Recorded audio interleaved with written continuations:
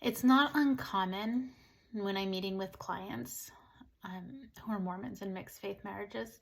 It's not uncommon for them to tell me a story where their spouse is really hurting, where their spouse is really in pain.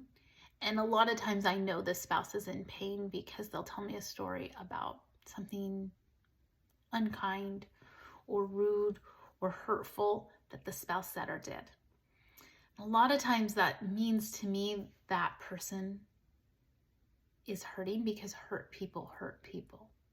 And that person is really suffering and that person is really going through a lot. That's probably why they're in turn hurting their spouse.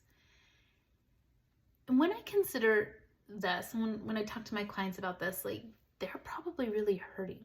Like 99.9% of the times my clients are like, yeah, they are. And when I just introduce that concept, it's interesting. I see almost an immediate softening when they really are like, yeah, they are hurting. And I'm not diminishing like bad behavior. I'm not saying it's okay.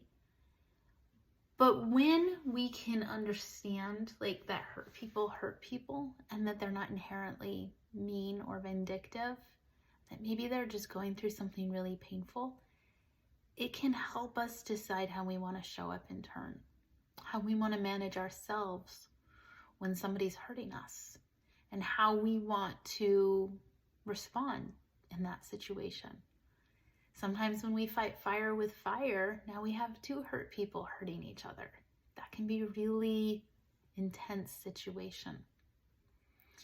But if we can recognize one person's hurting and feel some compassion, things can change quickly from, harsh language to gentleness and connection.